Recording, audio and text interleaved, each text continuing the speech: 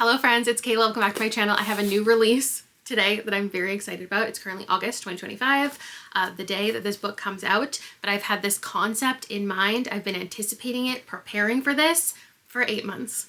It's currently January 2025, and there was recently a book announcement that I could have never seen coming. Some of my favorite authors contributing to a short story collection, fully authorized by and with an introduction from Stephen King, based on one of my favorite novels from him, The Stand. You might be wondering, I guess if you didn't see the video title or thumbnail, why, so you're reading a new book. Like, why did this take you 8 months to prepare? Well, I'm issuing myself a challenge. First, let's take a look at the book. It's stunning, just as I expected, but the challenge involves me not looking too closely at anything, no details. I'm not gonna crack it open. Well, I will for you, but I don't wanna accidentally see, you know, what order the stories are in or who wrote each one, because I'm going to be giving this kindly to my husband. He's going to black out the author on every single page, and I'm gonna read each story and guess which author wrote each one. That's 800 pages he's going to painstakingly go through for me. And we're gonna see how good my guessing skills truly are. As of today in January, I have read 20 of the, I think there's 35 authors contributing. Of the 20 that I've read from, some of them like Paul Tremblay, Josh Malerman, and Tananarive Due, I have read and loved many of their books. Some of the authors I've read one book from, reviewed, and ultimately decided not to prioritize them. Again, like Sabino Iglesias and Richard Chismar and Poppy Z. Wright. Some authors I've had mixed results with, like Nat Cassidy and V. Castro, and a handful I've only read in short story format. I've never read a novel from them. I am a short story lover. I adore an anthology. I love short fiction. My first ever Stephen King was actually this very edition of Nightmares and Dreamscapes. I stole it off of my mom's bookshelf when I was 11 or 12, and I stole it back to show you this time. Fun fact, my mom's first ever Stephen King was The Stand. The Stand is the craziest first book to start with, so I just want to know how it happened. I was very ill. Okay. I had the flu or something, and I was home sick in bed. I was a teenager. My brother bought me a book because I was homesick and not feeling well, and so he said, well, here, I got you a book to read while we were at the store. And so yeah, I was deathly ill with the plague, and I read this book. Not the best time to read it. Wow, yeah, it was. Yeah. Did you love it when you read it? I did. So I'm gonna spend the next 8 months getting acquainted with all of the other 20 authors' writing style by reading short stories for the most part. In all of these anthologies that I've been collecting, there's a couple novels in here too. I think my goal is to try to read 2 things from each author by the end. I'm also going to be rereading some things from the authors I've already read from before, because I've loved short stories from these people, and I just want to really get into their styles. By the time you see this, it will have already happened. I will already have successfully completed my goal. Indeed, I have. I actually decided 3 stories from each author was the perfect amount to get acquainted with their style, and I included all the authors I've read from before. So in total, over the last 8 months or so, I read about 105 short stories, and that amounted to 2,500 pages. It went, interestingly, what was the point? There was nothing in common between these stories. It was fucked up. I gave it 5 stars. It tried to have a little bit of a twist ending. I don't think it really landed. It was so good. It was pretty cheesy. It was like so weird, and I really liked it. For more of that journey, I actually have a really long members only video, if you're a bestie, going through reading every short story and what I was gleaning at the time from every author and the pieces I was trying to put together in the moment. And in this video, you're gonna see me read every story in the collection, review everyone, and rate it independently, and then talk about who I think wrote each one, my reasoning, my analysis, and then the reveal. If this one isn't Paul Tremblay, I'll delete my YouTube channel. Wayne Brady, I just gave comedian Wayne Brady 5 stars. Now let's see who wrote the 1-star story that I hated.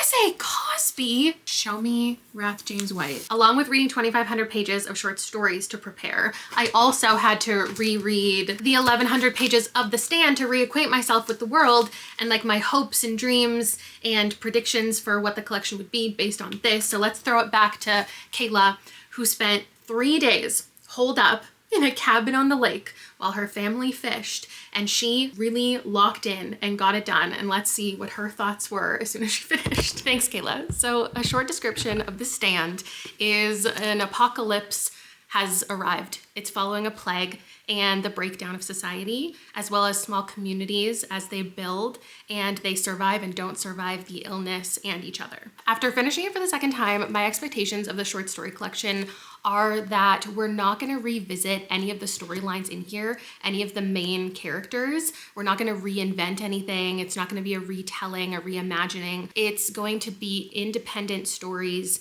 about other people experiencing the plague. I do think we will see maybe the communities, like the good community and the bad community, as it were, but different characters navigating them. I took a couple notes of characters that, if we are going to see any who were briefly mentioned in little side stories, I personally would like a whole story about the kid, but I don't know if any of these authors would take that on, or it's what Stephen King or the editors would want. There's a baby in this book named Peter that I would like to have his own story in the future. If any of the main characters have stories, I would like to see Tom's early life. I would love to get to see Kojak again. I feel like maybe one of the authors would take on, maybe not Mother Abigail specifically, but her family. Like maybe we'll get someone in the Fremantle family. That would be cool. There was a character briefly mentioned named Mrs. Wentworth, and I feel like one of the women in the short story collection could take on her storyline and the loss that she experiences. There's a guy that Larry talks to going to Yankee Stadium to do something before he dies that I feel like would be a really funny, stupid story that I could see a couple of the more vulgar horror authors doing. And then chapter 38 is a ton of short stories of like random people's deaths. And if there was one in here I would like expanded upon, I feel like Richard is someone that I could see a couple of the authors taking on his story and what actually happened beyond just the paragraph we get. Now with all that preamble over, Rob should be done with the book. Every name has been blacked out and we can get started. Oh my God, this smells so strongly of Sharpie.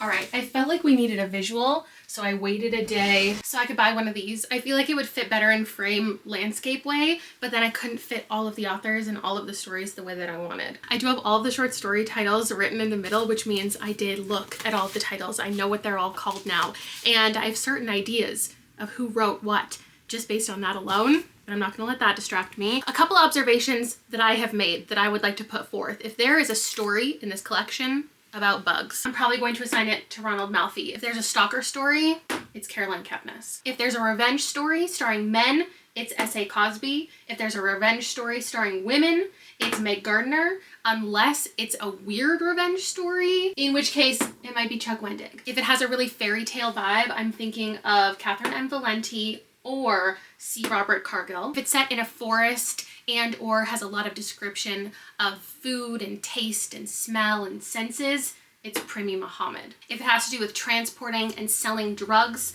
I'm gonna guess Gabino Iglesias. If it feels like the whole story is a metaphor for something else and the characters have tattoos, that's Josh Mallerman. If it's a middle-aged white man trying to make sense of the death of a young woman, that's Richard Chismar. If it's significantly about the horrors of oppression, my eyes on Maurice Broaddus. If the story starts to feel a little bit long for the collection, I'm looking at Rio Ewers. If I find a story that heavily features a baby, Sarah Langan. If a woman is slowly losing her mind throughout the pages, it might be Cynthia Palaio. If it's really descriptively gory, I'm looking at the king of splatterpunk, David J. Shaw, if it kind of reminds me of Stephen King. If it's also got a lot of naked women, Brian Smith. If it's a little bit poetic, Wrath James White. And then there's no way I don't just immediately recognize Tanya Reeve-Dew and Paul Tremblay. I also have to mention very quickly, there is not the same amount of stories as authors. So I don't think I counted anything wrong, which means there are some collaborations in here. As I was going through all of the short stories that I read leading up to this, I did find that Tanana Reeve-Dew and Stephen Barnes collaborated. They're a married couple frequently, so it could be them. Also, though, I didn't read any short stories by Alex Segura or Wayne Brady because they don't have any. So maybe they have paired up. But also, my other thought is maybe Joe R. Lansdale could have collaborated with somebody because he does that a lot, but I just don't imagine he does that in this collection. So apparently I'm not just guessing one author per story. There are some stories that have two authors. But let's begin with story number 1, Room 24.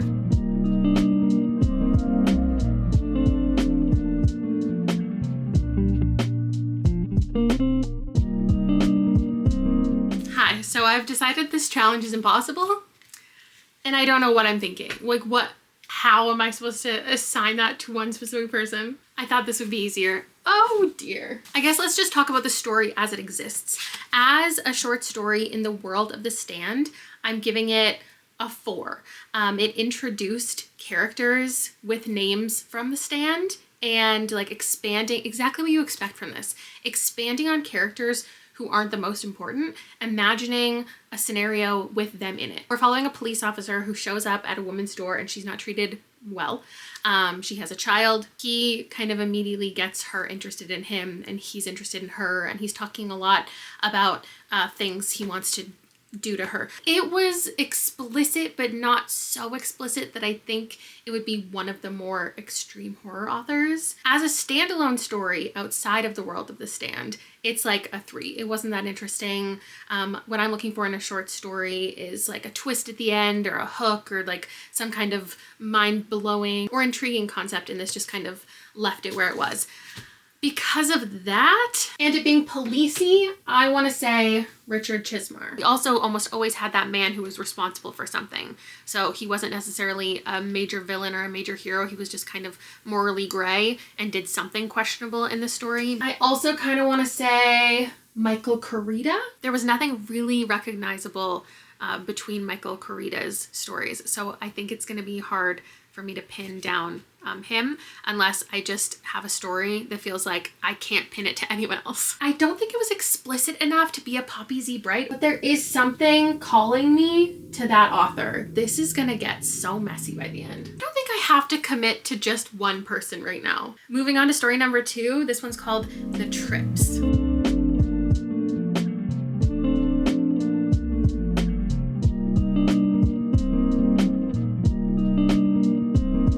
Now this one I think is easier. I have some ideas. The Trips is kind of referring to like a nickname for the plague, the sickness that's taking over. The story was about this family, a Black family, and it made me think like Tananarive Due could do something like this, but there's a story on here called Abigail's, I don't know how to pronounce that, Gethsemane. I have no idea what that means. And I just figure if someone's going to write a story about Mother Abigail, it's going to be Tananarive Due. So I'm kind of saving her in the back of my mind for that one. Because of the characters in that story and also the language used, I'm going to have faith in this collection that this was written by a Black author. So I only have to choose from S.A. Cosby, Maurice Broaddus, Rath James White, and Stephen Barnes. For S.A. Cosby, this one I just don't think was enough about revenge, torture, threats, hostages, karma. That's where S.A. Cosby shines. The main characters were the victims and things were happening to them. They were getting sick. For Maurice Broaddus, I think this was far too gory. To be Rath James White, I think it wasn't gory enough. Rath James White is one of, I'd say, 4 more extreme horror authors in here. All of his stories featured carving bodies, blood and guts and skin peeling off and sacrifices and lots of jarring language. And so that leaves me with Stephen Barnes, but that's like assuming that Stephen Barnes isn't then writing with Tananarive Due, because that was not a Tananarive Due story. I'm also already going to erase Poppy Z. Bright because I've rethought that entire thing. So I've got Stephen Barnes here and Rath James White right below. I feel good about that until I get a couple more stories under my belt. Story number 3 is called Bright Light City. It's set in Las Vegas, June 1990. So when I was, 3 months old. That one started on a plane. We had a woman who was working and there was a young girl who she kind of took under her wing and they were surviving together. They then run into a character we know from The Stand, which is somebody I kind of wanted to see. So I liked that. And all of them were having the kind of dreams and visions that you associate with what you learn is going on in The Stand. The ending was kind of like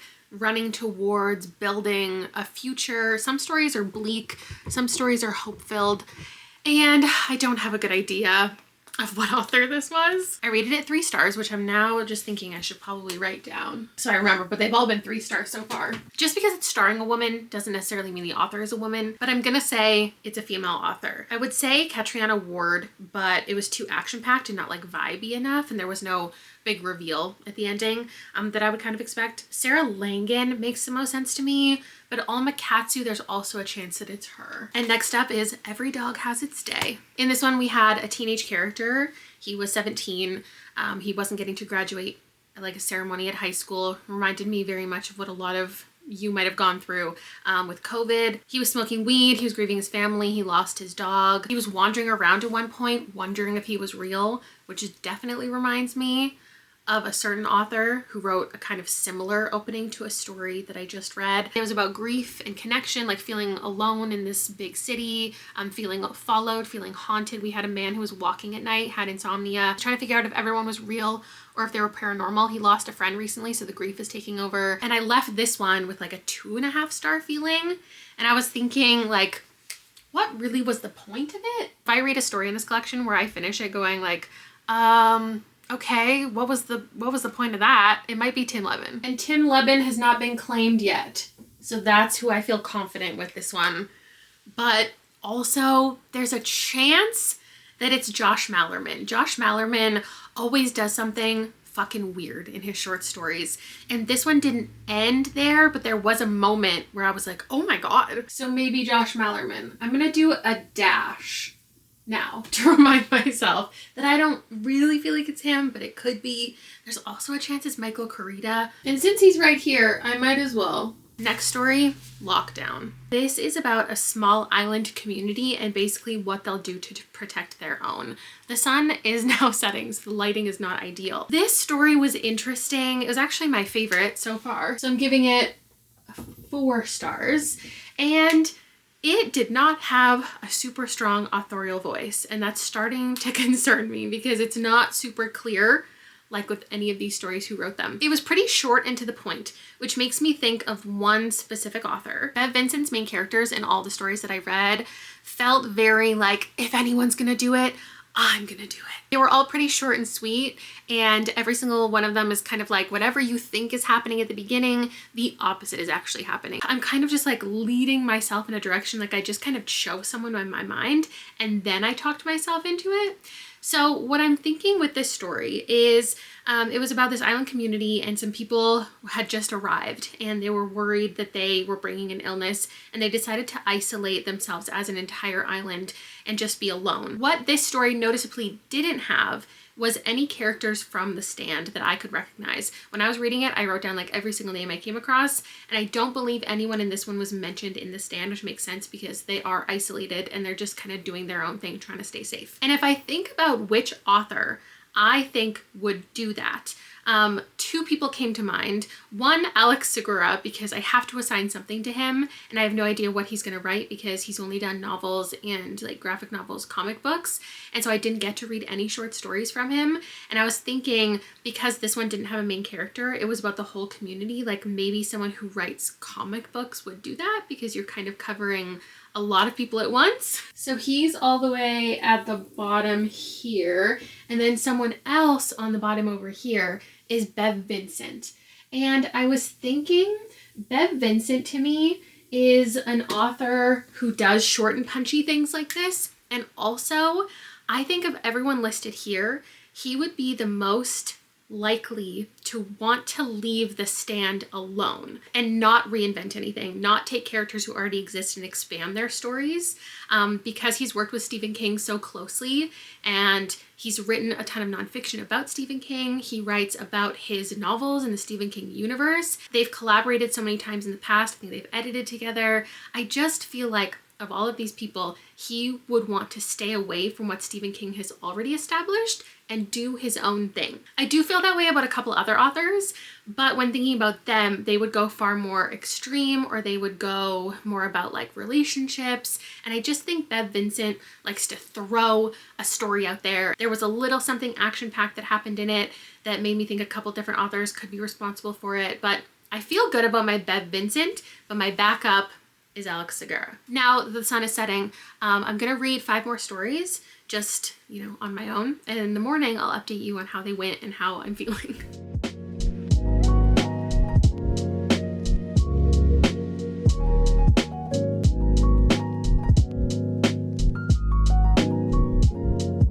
I come to you with 5 more stories under my belt. Let's rate them. In a Pig's Eye was a 4. Lenora was a 4. The Hope Boat was a 3. And Wrong Fucking Place, Wrong Fucking Time was a 5. And then Prey Instinct was a 3.5. Do I have any idea who wrote them?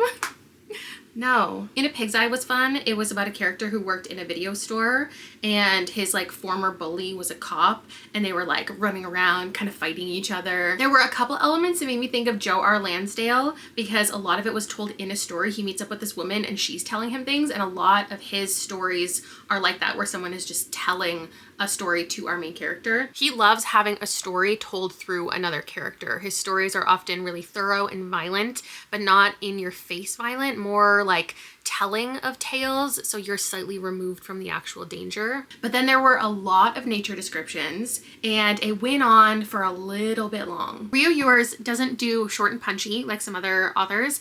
It's longer, a lot of exposition about nature, a ton of dialogue between lots of different characters. There was the death of a loved one in all of Rio Yours stories. Most of Rio Yours stories ended with not a lot of resolution, kind of an open ending, but not in an exciting way where you're like, ooh, what's gonna happen? It's just like kind of bleak, and you wish the best for all the people involved. I'm gonna say Rio Yours for this one for now. And I do think, can you even see any of this? Sorry for the glare, I don't know. I do want to start committing to one author for each one if I can, but then like I've said my second or third option. I think that makes sense. For Lenora, we had a character who was watching like some public executions that were mentioned in The Stand, so that was a nice reference. There was a preacher on his land and like this antelope kind of creature, and he was taking care of it. He had dead family members. There were a lot of animals in it, and it was a kind of soft story and really sad at the same time. Anybody maybe could have written this. Honestly, a lot of these stories are far more similar than I would have expected. That's keeping in mind we are in part 1, Down with the Sickness, and part 2 starts soon, which is The Long Walk, which maybe will get more action-packed, and then Life Was Such a Wheel, maybe more action-packed. And there's only 2 stories in part 4, which is just very interesting. Maybe that's like futuristic stuff. Or wait, other worlds than these, so maybe they don't take place on our planet. I'm so scared to get the Paul Tremblay wrong that I want to say Paul Tremblay for this one, but it could also be Ronald Malfi or C. Robert Cargill, because I don't think there's going to be like fairy tale specific stuff, and the stuff that I read from him was very kind of whimsical, pretty tongue-in-cheek fairy tale stories from what I read in here. If we're not going to get whimsy from this because it's an apocalyptic story, then this could be him. Yeah, I guess I talked myself into that one. Then we had The Hope Boat, which is about a woman, and she was getting the opportunity to leave her situation and find a boat of hope. She was considering if she was losing her mind. If there's a story in this collection where there's a woman at the forefront talking about a lot of like social dynamics and she's losing her mind, I would associate it with Cynthia Pelayo. Because of some light kind of cultural references, I want to say Cynthia Pelayo or V. Castro. I don't really feel like it was either of these authors writing that I have read in their stories, but again, the stories that I read were more fantastical, so I am going to assign this one to Cynthia Pelayo and just commit to it. Wrong Fucking Place, Wrong Fucking Time was this ranch in a small town in Texas. It was going through everyone in the town who was left and the businesses that they owned, and we were following 2 characters who were ranch hands, and they were taking care of their dead. They were burying people, they were being really thoughtful, and they met this other neighbor, and they were all obsessed with watching horror movies, and that's what brought them together and distracted them from reality. It kind of reminded me of something that Stephen Graham Jones would have written. If there's a story that reads a little bit like Stephen Graham Jones, who I do think should have been in this anthology, then maybe I'll assign it to Hailey Piper. So for that, I want to say Hailey Piper, but also everything that I said about the reason I chose Bev Vincent for something else would also apply for this one. So now I want to say Bev Vincent again, but there was a little bit of a revenge angle, and I think Chuck Wendig could have written this one, but also just a love of horror movies like that makes me think of David J. Scow and Paul Tremblay. I don't know if it was pretentious enough for Paul Tremblay, but I'm so scared to get it wrong, and this is my first 5-star, and Paul Tremblay is one of my favorite authors. So we're just gonna go with that. Then in Prey Instinct, we had a character who right away reminded me of someone that Hailey Piper would write. This character who was like performing different things and wanted a bigger life. What I'm noticing about all of these is they're very pop culture related. There was always something about Hollywood or being a star or being like a character within your own life. Hailey Piper is gonna be my pick for that one. 10 stories in, I don't know if I've gotten anybody right, but I feel as though I'm getting more discerning with my guesses, so I feel good about that. Story number 11 is Grace, which brings us to a third of the way through the collection.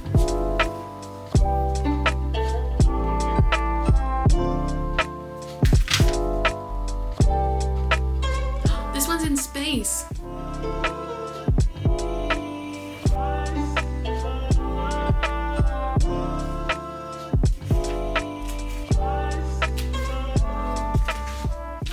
Researching all of the anthologies and all of the short story collections from all of these authors, I know a lot of them would do a space story. A lot of them do write in sci-fi. This was about an astronaut and our main character Gemma and a couple people who were on board with her, and the idea of dying from something other than the illness, but still having the illness like in mind and affecting their lives because it's still having an impact on the people on Earth who are in control of their communication and stuff. It was a little bit unsatisfying. It was definitely more psychological horror, which makes sense. Again, everything I said about Bev Vincent would also apply here. And one of the stories I read from him was an airplane one, and all of the descriptions of the airplane and the descriptions of the spaceship I could kind of connect, but it wasn't as thoroughly described. So if this was written by a woman, I think maybe it'd be Catherine M. Valenti. If it was written by a man, I think it's probably Tim Levin. All in all, I'm giving this one 3 stars. Next up is Moving Day.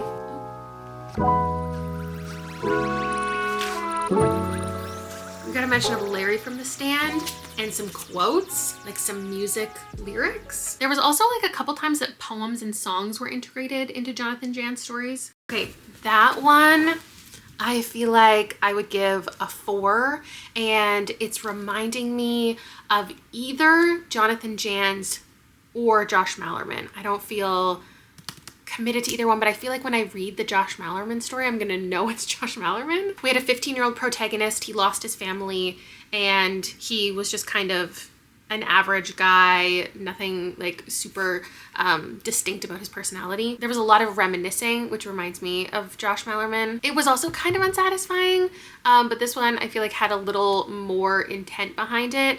A lot of these stories are so similar. They're just following characters who are learning about or who have been affected by the illness and are learning about something that's drawing them to a certain community, and then it just ends with like they're on their way, either like a hope-filled way or you feel like a sense of dread, but usually it's hope. I'm glad we got that spacey one though, because I was starting to think that every single story was going to be identical. I'm actually going to guess the rest of them in this section just based on their title. I'm still going to read them and guess who wrote them, but I want to predict the next 5 just based on their title. So we have La Mala Hora. There are probably more Spanish-speaking authors than I know that are in here, but I'm going to predict this one is going to be from Cynthia Pelayo, V. Castro, Gabino Iglesias, or Alex Segura. The African Painted Dog, I am going to predict is Wayne Brady's story or S.A. Cosby.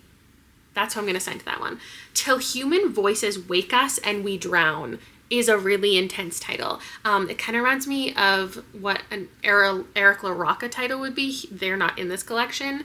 So I'm going to say maybe Ronald Malfi. I feel like a couple of his short story titles were really long. A lot of people just do really simple, like 1 or 2 word short story. Not that I even know who titles a short story, I guess, in a collection, if it's the author or if it's the editor. This could also be Poppy Z. Bright title. Kovacs Last Case sounds like a detective-based one, in which case I will be guessing, oh my god, this book's so heavy, Richard Chismar or Meg Gardner. And then Make Your Own Way is just kind of generic. I like that that one is the last one because it sounds like what a lot of them have. Oh, actually, specifically Maurice Broaddus, that is what a lot of his short stories feel like. They end with like fighting for your position somewhere, fighting for space. Although it feels a little generic, and all of the stories probably could have been titled that, like based on how they've gone. Now I'll see you when I'm done all of these 5. Okay, so in La Mala Hora, we had a main character who was escaping more than just the illness with her son, and it had an Archie comic reference, and it talked about being Cuban. So I guessed correctly. I mean, I did say 4 different people, but there's no way this one isn't Alex Segura. And I feel like this is the first guess that I have that I feel cannot be wrong. In fact, I'm going to erase the guess that I had for him, and I'm going to give it 4 stars. The African Painted Dog, is unfortunately my first 2-star. And I think my guess was wrong, though I guess I don't know what Wayne Brady would write, but this is from the perspective of a dog. It was really weird and just not to my taste. And it weirdly had a very similar message to like all of the other stories about hope and resilience, but for a dog. And in my mind, no one else would do that but Catriona Ward. So Catriona Ward is definitely doing weird stuff. She's featuring creatures, imaginary friends, reveals that like this person never existed, or this cat isn't really a cat, psychological horror, and going in unexpected directions. I don't think I'm ready to delete her from Bright Light City, but I truly can't think of anyone else who would do that from what I've read. The next one I was not confident in because it started out with a character who was described as half black and half Japanese, and I was like, okay, let me look at the author's background and figure out who that is, because maybe most people are writing from personal experience. But unfortunately there was no one. So I was like, oh gosh, okay, now I really gotta lock in and pay attention. I didn't have to pay that close of attention because it started getting very evidently Poppy Z. Bright. Billy Martin, writing as Poppy Z. Bright, just does some very disturbing stuff. We're talking like drinking human blood, there's general morbid hobbies, disturbing mythology, death is often very erotic, mixing gore with sex is very recognizable from this author's writing. It was about rumors and mermaids, and then it got very gay, and I loved it. And then it got weirdly sexual and I didn't like it anymore.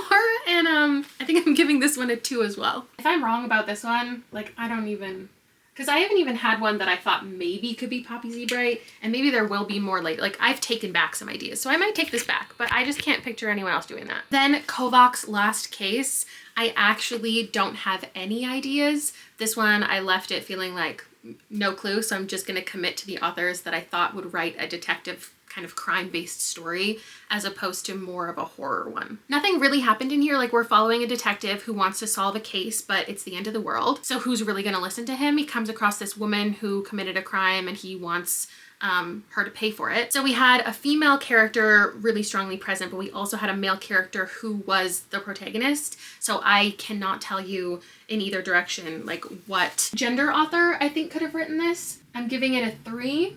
I'm not confident at all, and I think I need a different pen color or it's gonna start to get kind of muddled. Richard Chismar, Meg Gardner, who I haven't assigned any other ones to. Then the 5th one, Make Your Own Way. I like this one. I'm giving it 4 stars. There was this woman who lived on this farm, had lost all of her family, and then a man arrives and she decides to let him in. She really cares about this horse a lot, and it made me think of Almakatsu. The most common things in an Almakatsu story, castles and animals. Like everyone's got a pet dog, a pet horse, they start to talk, they're important to our main character's journey in some way. But because of the man like infiltrating the house and just the kind of vibes of it, felt like Caroline Kepnes. There's definitely a theme with Caroline Kepnes and stalking perspectives, following people who are thinking about doing terrible things to people and just all-consuming thoughts. Let's do that. And that, which I guess those are also 2 more I haven't assigned any stories to. As far as the women, I haven't found anything that really felt like a Prima Muhammad, a V. Castro, or a Tananarive Do, and I'm really excited to find their stories in here. Also Summer Cannon, but Summer Cannon doesn't have as distinct of an ethereal voice as the other ones, in my opinion. So she could have easily have come and gone in that first section, I just didn't notice. Now we're getting into part 2, The Long Walk, and I feel like I'm about halfway through.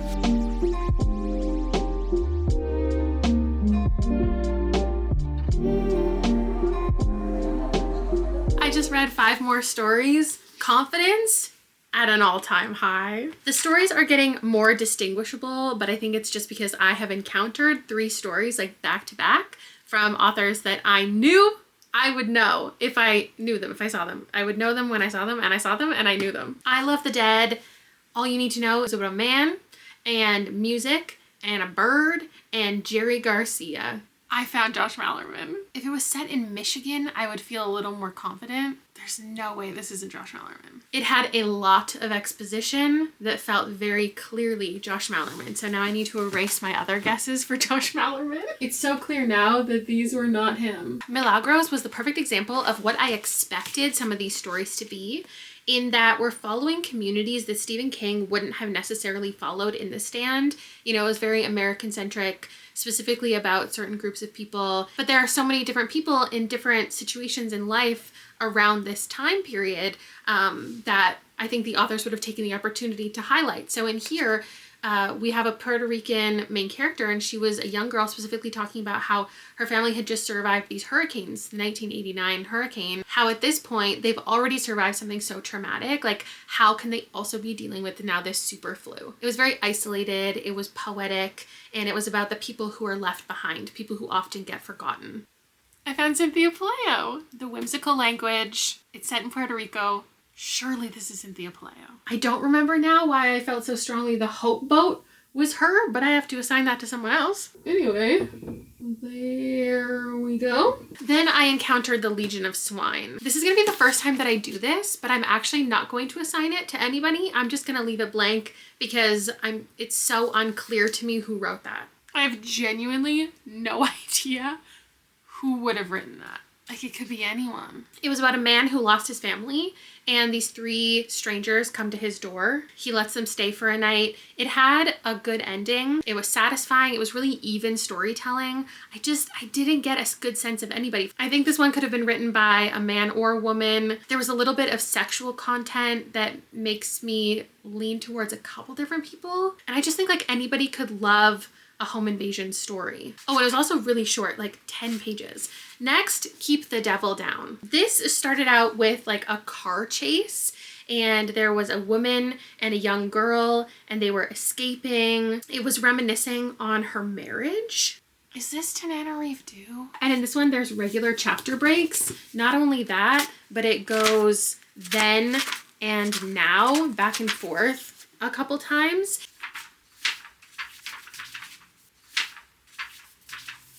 It's still going! It went on and on and on and on, and I realized this is Rio yours. Most stories in here are between 20 and 30 pages. This one was over 40, and if it wasn't for the length, I wouldn't be super confident, but I just feel like this is his style.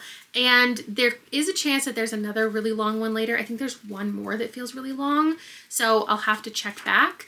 But if it's not him, I don't know who it would be. I'm struggling to know if a woman would have written a female character like this. She was super annoying in a way that feels like a man wrote her. This is my second guess for Rio yours. Then I have to rethink who wrote In a Pig's Eye, but I don't have to think about that right now. Next, Across the Pond. I've come across the first story I hate. That's not a good feeling. And then I also don't want to assign it to a specific person because it just seems mean. Oh God. I don't know how else to say this, but it felt very inauthentically British.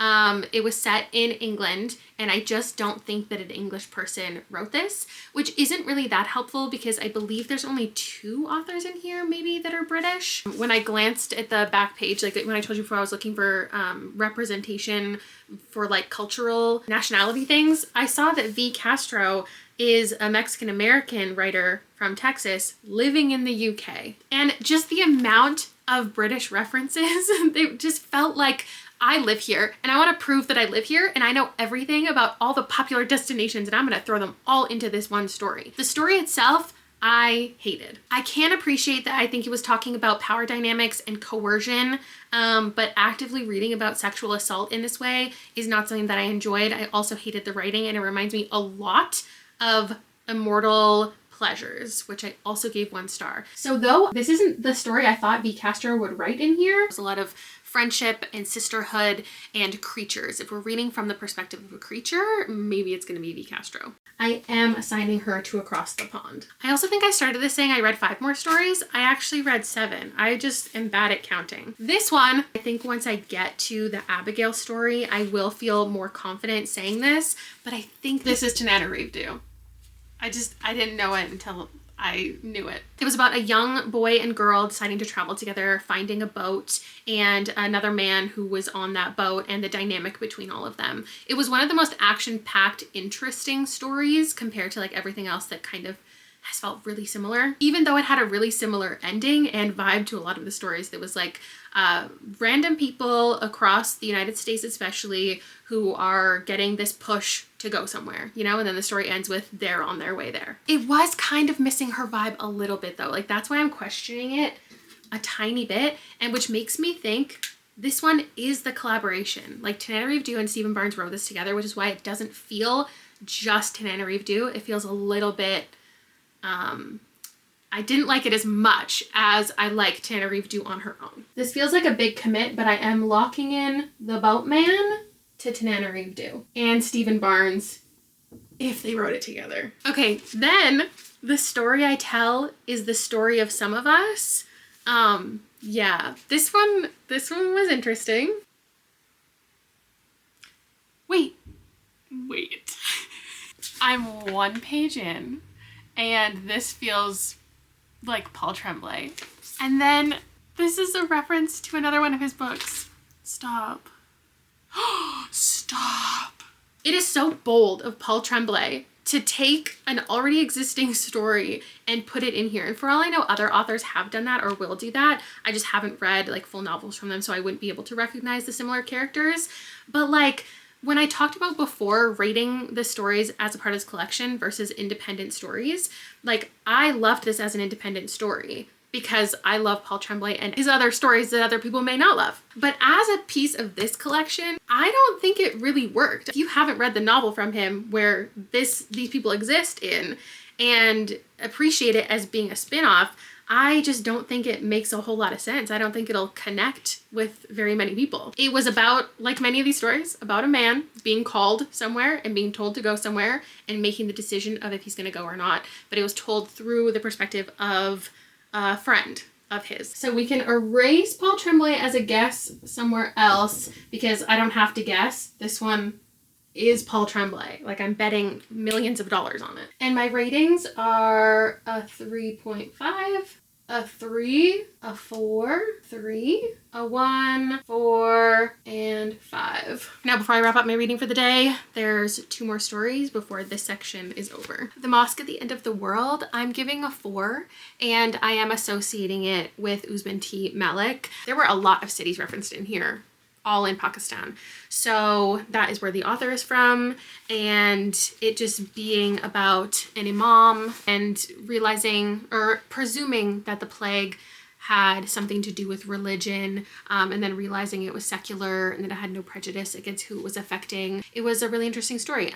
This author does a lot of, at least in the short stories that I read, relationships between an older character and a younger character and their dynamics that definitely existed in here. And again, I really like that there are stories in here that take place in other parts of the world to see how things are affected, because even from this country, people who aren't able to travel to where they're being called to on another continent, it's still affecting everyone because this pull is making people, it's making divisions between people and inciting violence. This fight for control seems very much like something this author has done before, and I feel good about that guess.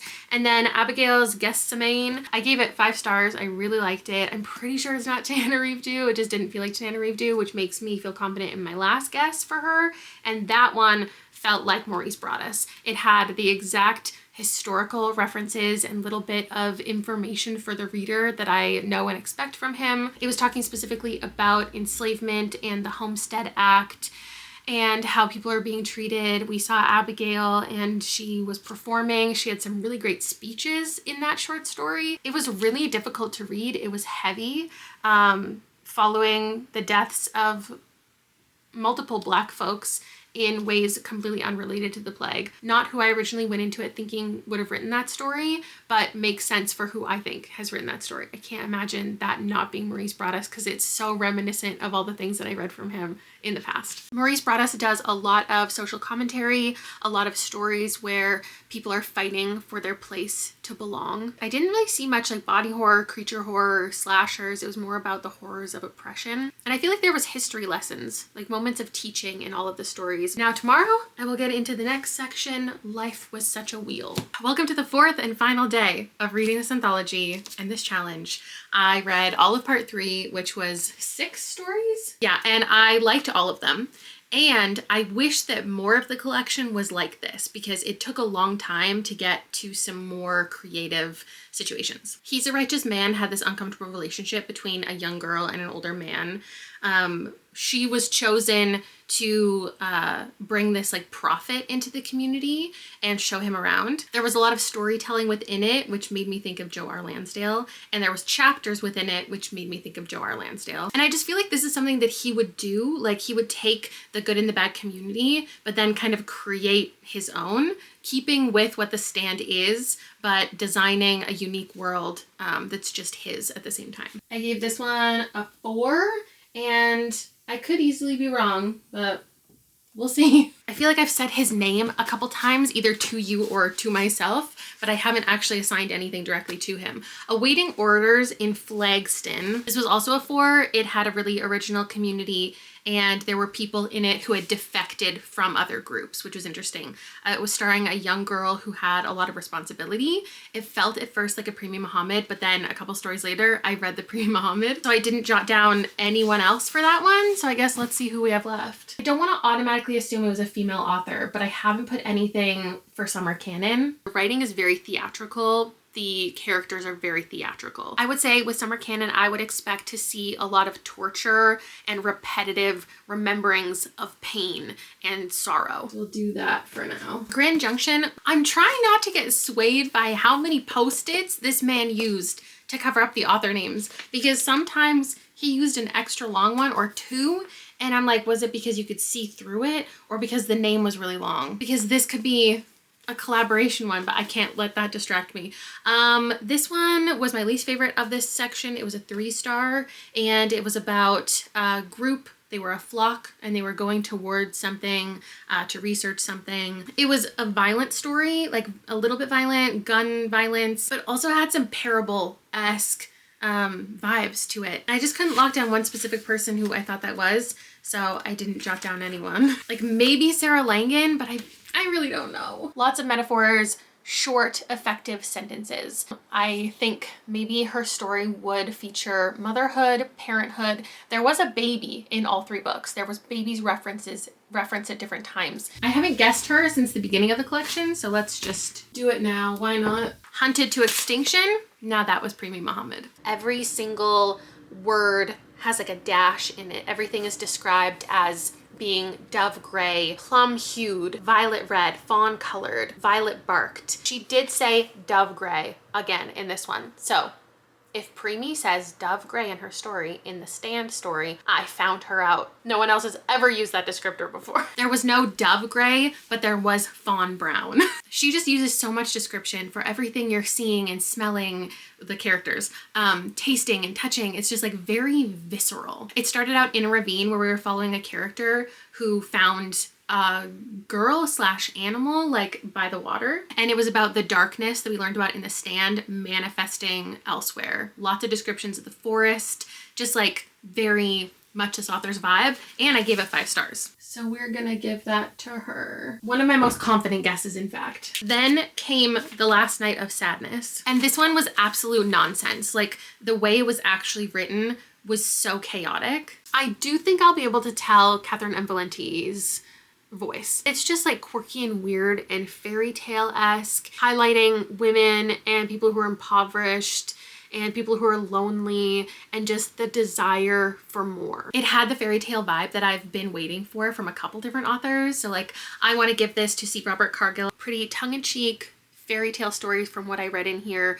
A lot of them were about taking over someone else's job, or once you win something you actually lose, cyclical stories, and I enjoyed all of them. But because of the writing style itself, I'm gonna say Catherine M. Valenti, knowing that like maybe I'll be wrong. The character in there was really interesting. She could basically make things happen. It was discovering certain things. I gave it 4 stars. I've also assigned her Grace though, so I feel like I'm gonna take that away and I'm going to commit to that being Tim Levin. Then this section ended with The Devil's Children, which was about a group of characters, people, ? And they were trying to survive, trying to create community, but also being hunted for research. I gave it 4 stars, and I think anybody could have done this. Like, this is one of those stories in this collection that I expected. This was something that you would anticipate being a type of story that was covered in this capacity. And therefore, I think like anybody could have wanted to do it. And I have so many people at the bottom here. S.A. Cosby, Ronald Malfi, David J. Scow, Nat Cassidy, and Wayne Brady, who I haven't assigned anything to, and I only have 2 stories left. So this one I have to give to one of them. I'm gonna say Ronald Malfi. That feels the most right in this moment. Everything I read from Ronald Malfi left with a feeling of what the heck is gonna come next? It's like he left us intentionally with questions of where this story could go in the future. I've got 2 stories left, and I think they're gonna be the most wackadoodle based on their titles and being at the end in this odd little section of its own. So I'm already going to assume that Nat Cassidy and David J. Scow did those 2, because they're some authors who do some weird stuff. David J. Scow did a lot of brutal deaths, like cinematic deaths, which makes sense because he also writes horror movies. He's credited for the term splatterpunk.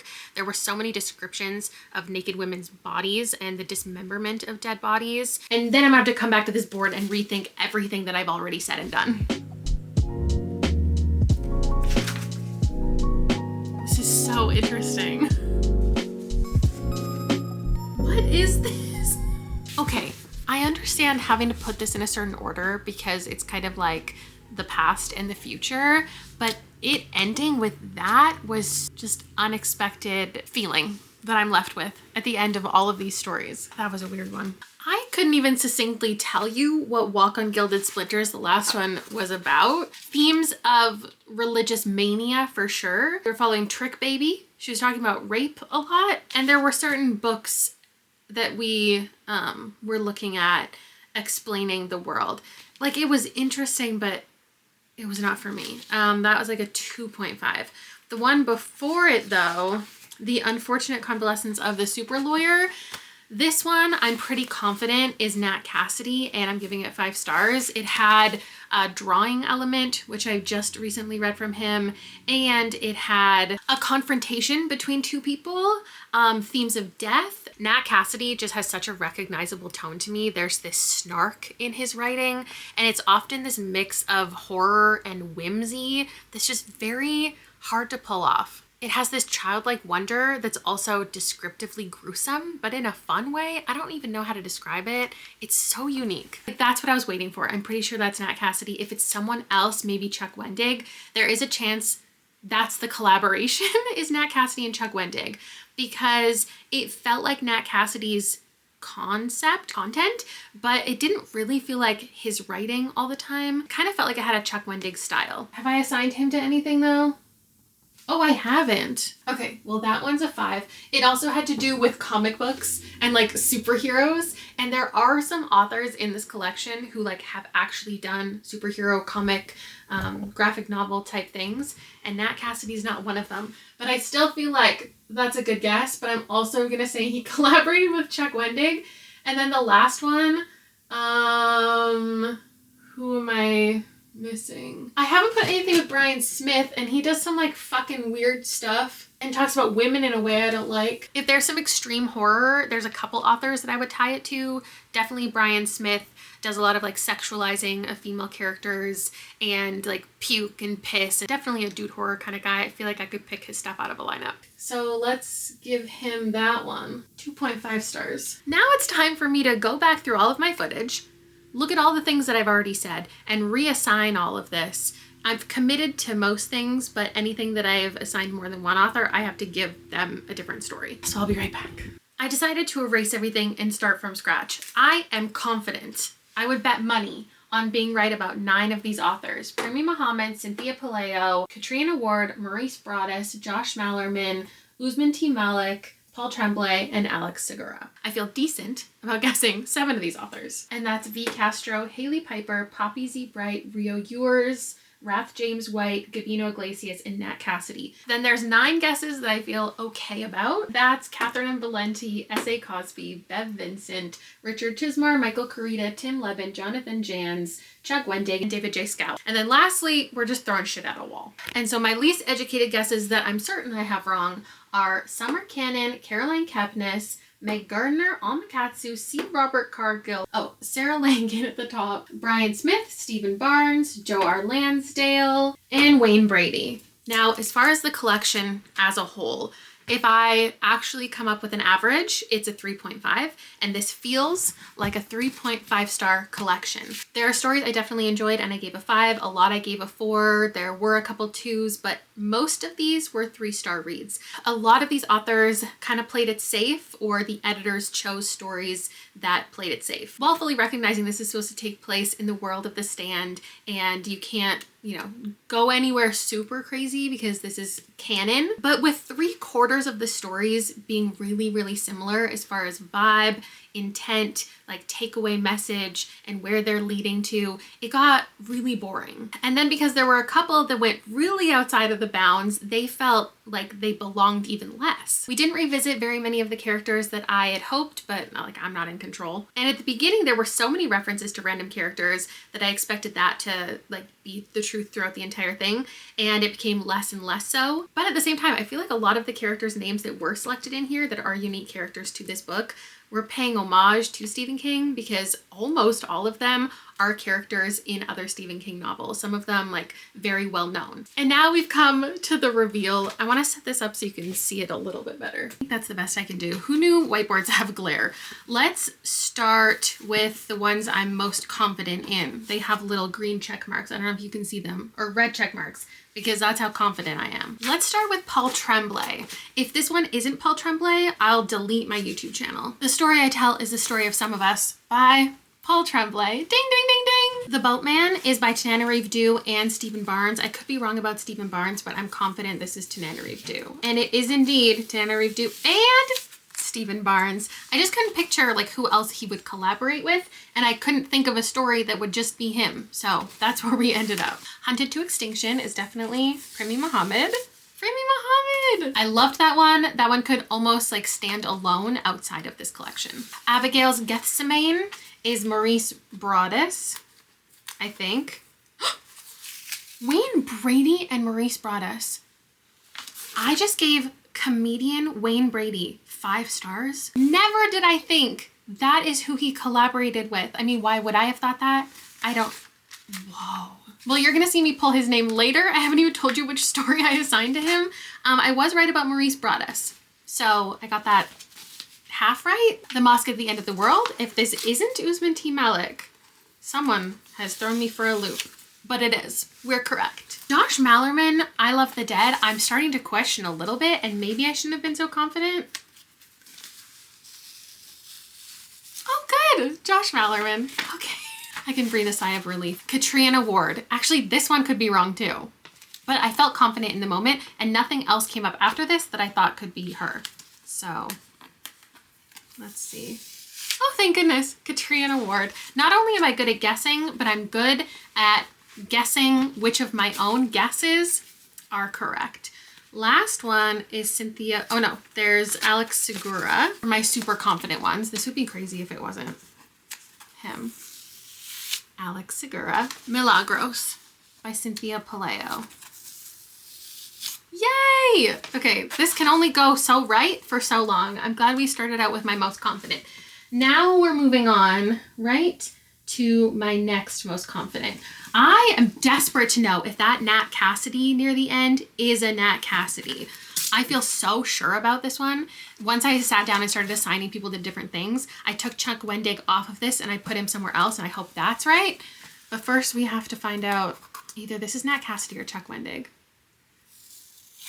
Nat Cassidy! Yay! That one was so freaking weird. I don't think everyone will love it, but I did. Now let's see who wrote the 1-star story that I hated. Was it V. Castro with Across the Pond? If this isn't V. Castro, it's going to screw up so many other things because I took V. Castro off of one story and put Gabino Iglesias in it. Oh my God. It's V. Castro. Okay. Good to know. Good to know. Keep the Devil Down. Oh, I was sure about this one by Rio Yours because it was so long. But anybody can write a long story. What if I go 34 for 34 and I get every single one of them correct? I know I missed half of one, but I'm not counting that. I haven't gotten anything super wrong yet. Oh my God. Poppy Z Bright, I said I was confident in for The Human Voices Wake Us and We Drown. My confidence is at an all-time high, and I'm like, every single one of these is gonna be correct now. Poppy Z Bright, thank you very much for the applause. When is this gonna start going downhill? And then Haley Piper, I was pretty confident in with Prey Instinct, and I still remain confident because nothing else really felt like that author. Haley Piper! I feel like I'm winning an award every time I do this. Originally, I didn't have Gabino Iglesias tied to any of the stories, and now it says I'm semi-confident about it because I took Cynthia Palaio and V. Castro off of the Hope Boat because there were other stories that I was pretty certain were them, and therefore, process of elimination, this one is Gabino Iglesias. If it's not, I will be shocked. But it is. It is, and I keep on winning. Oh, Wrath James White. That's the last one. That was near the beginning. Maybe I shouldn't have been so confident about that one, but I was running out of other authors that it could have been. That's for the trips. Show me Wrath James White. Yes! Okay, now the confidence takes a turn. We need to focus on the ones that I gave a dash to, which is like most of the ones left. Let's start from the back. The Legion of Swine by David J. Scow. This is gonna be my first one that I am wrong. I'm interested to know which one he wrote because I had him in mind for another one. This one's fucking wrong, I know it. S.A. Cosby? No. Wait, I'm an idiot. That one's about a home invasion. And there's like 3 people and 1 guy and they go into the house. Yeah, I should have clocked that one. What is wrong with me? Wait, that means I'm wrong for the S.A. Cosby I did guess? So is that one gonna be David J. Scow? Well, I wasn't confident when I originally did it. I didn't have him assigned to anything. But because I took a story away and moved it somewhere else, it was like obvious that one was S.A. Cosby. And that's In a Pig's Eye. So if this one isn't now David J. Scow, it means I am gonna continue to have wrong answers. So let's hope that I just swapped these two. Joe R. Lansdale, fuck off. I said him. I know I said him for this one, and then I switched it, and then I got really confident he wrote a different one, so now maybe that one is David J. Scow. He's a Righteous Man. Surely this one is David J. Scow. Ronald Malfi. Fuck. Does that one make sense for him? Yes. I didn't really get it because I was so hyper-focused on bugs. And I was like, when I see bugs, I'm gonna think Ronald Malfi, and then nothing ever showed up. So I didn't feel confident about him at all. What did I assign Ronald Malfi to? We have to find David J. Scow eventually. All right, I gave Ronald Malfi The Devil's Children, but I didn't feel super confident in that. So please be David J. Scow so we can like cut off this journey that we're on. Sarah Langan? No fucking way. Not that I felt confident about where she was gonna be.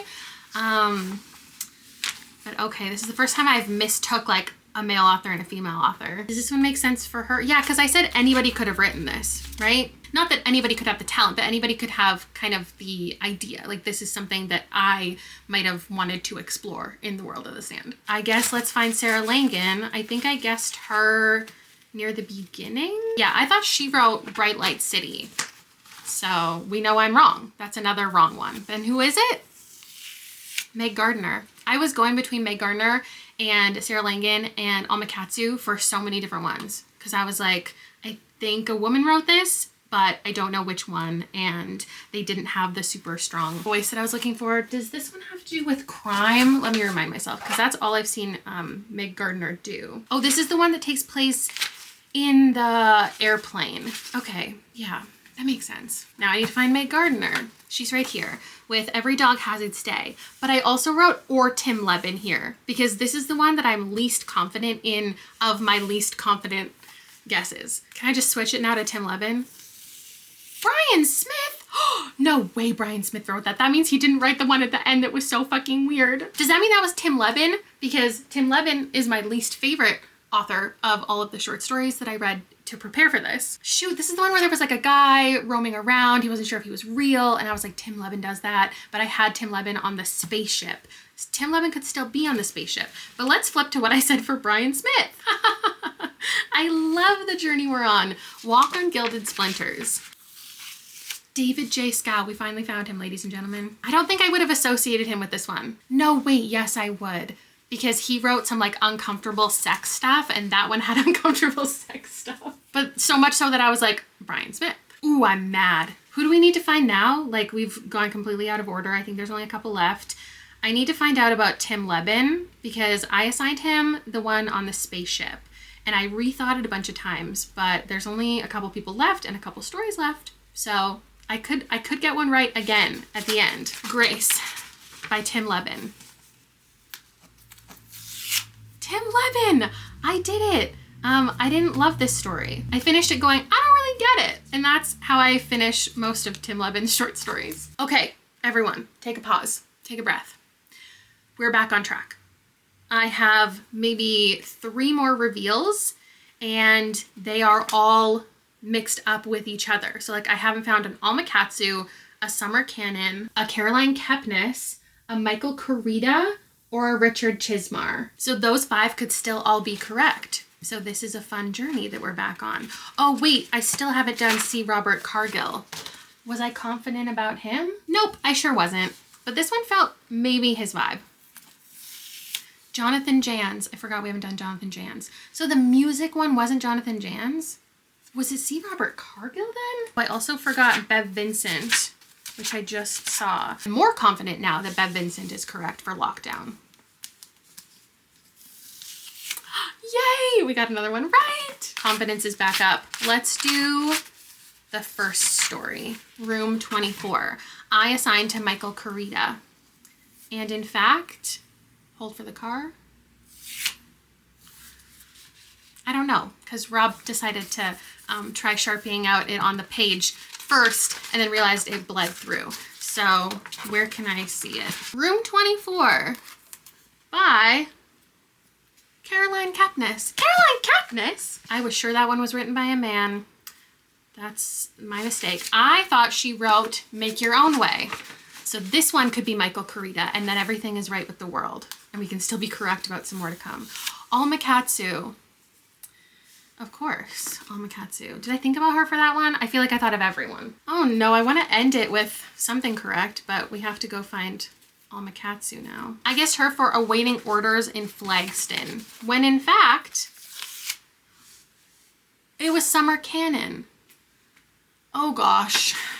Okay, well here's where I have to reveal where I put Wayne Brady, because for absolutely no reason, I decided to pair up Summer Cannon and Wayne Brady. And now we know both of these are incorrect. So do I get 2 demerits? I think it's just because there was a couple different things going on, a couple different storylines, and I was like, maybe one of them wrote one of them wrote the other. Who was it? Chuck Wendig? That is not what I thought Chuck Wendig would do in here. I was sure, wait, who wrote, okay, I can't even comment on each one because now I need to find out who wrote one of the ones that was really interesting. I can't even think of the authors we haven't revealed now. I gave Chuck Wendig Wrong Fucking Place, Wrong Fucking Time, which was a 5-star, which doesn't actually line up with other Chuck Wendig stories that I've read. Now I need to find out who wrote my favorite story. C. Robert Cargill. This now makes sense. It makes sense. When I was reading his short story collection, I was like, I really like all of these. I might read this entire book right now. A lot of them were cyclical, fairy tale vibes. Chuck Wendig does some weird stuff, but you know what? This, I guess, makes sense for him. I mean, it does make sense for him because he wrote it. What do I have left? Kovac's Last Case by Richard Chismar. This could still be right? Michael Corita. Let's pull the Jonathan Janz. I was sure he wrote Moving Day. This one was Richard Chismar. I wouldn't have guessed that for Richard Chismar, but okay. Is there any left? I need to go. We're ending this not with a good vibe. All in all, I'm glad I did this. If my math is correct, I got 19 correct and 15 incorrect as far as the actual stories. and who I assigned to them and who it actually was. So I had more wins than losses. I had a good time reading the collection. I had a good time preparing for this. I'm never doing it again. If you've made it all the way to the end, give me some kind of emoji that you feel like represents the feelings, the emotions you went through while watching or that I went through. Thank you so much for being here, and I will see you in the next one. Bye!